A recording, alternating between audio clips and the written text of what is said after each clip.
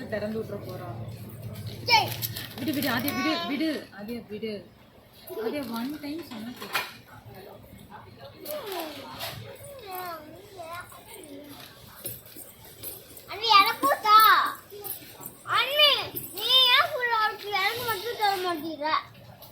இருடா அதுல ஒண்ணுமே இல்ல வெள்ளத்தை கீழே போட்டாச்சு.